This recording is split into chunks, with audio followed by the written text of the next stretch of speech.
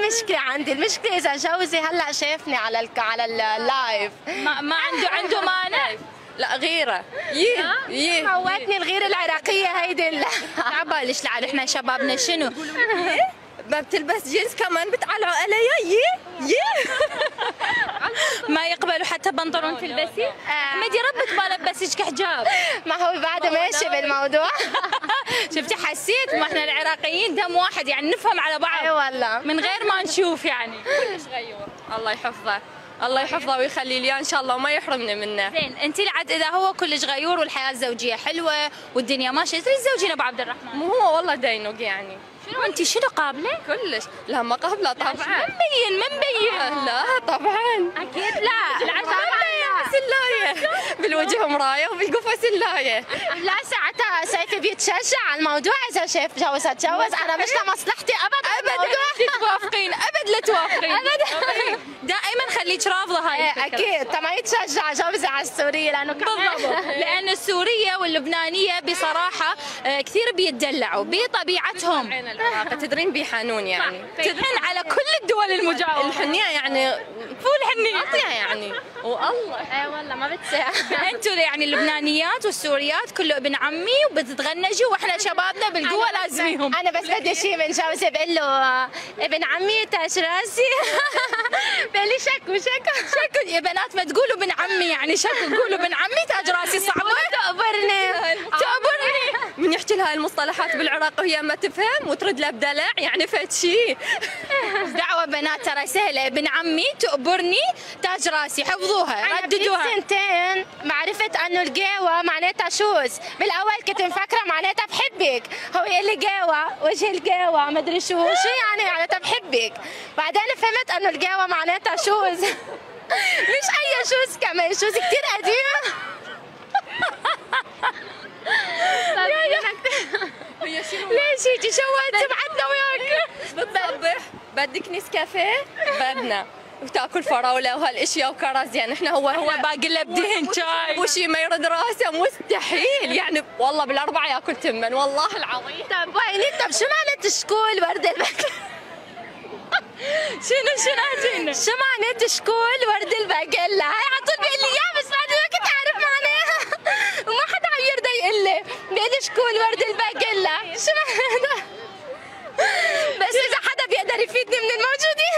ان شاء الله كل عمرك ما تعرفين شنو الكلمه شنو؟ شكول ورد الباجله تعرفين شنو معناها؟ شكول ورد الباجله كتبوا لنا بالتعليقات وهي راح تقرا التعليقات. شكول ورد الباجله كتبوا لها لبنانيه ومتزوجه عراقي والعراقي منطيها مفردات لا ما تنسمع فانتم اكتبوا يقول لها حميد تعاي والله هاي مال واحد يقول لها حميد. هاي حميد هيدا اسم الثاني. هاي حميد الله ما تخافى هاي حميد اسمك الفني. هيدا الاسم الفني. زين انت شنو اسمك الحقيقي؟ اسمي الحقيقي ايمان. ايمان اوكي صح. انت ما بيلبق لك ايمان بيلبق لك ريتا. فكرت حميد. لا ما حميد هذا باعي اذا كان زوجك هذا ذوقه احنا ما نمشي ورا زوجك. لا زوجك يعني هو شويه يعني استثناء بالعراق طبعا ولا هم كلهم هيك الله يستر عليهم. بس نحاول نبيض الصوره احنا العراقيين من نتغزل شويه ندوس يعني الميانه تاخذنا يعني وجه الباقله وجه التشوب وجه عادي هاي من الحب الهوايه. بعد في غيرك شنو اكو اشياء نقدر نسمعها نتمنى ما تطلع شيء غلط يعني كلش. ريحه ايش؟ ريحه الخروف.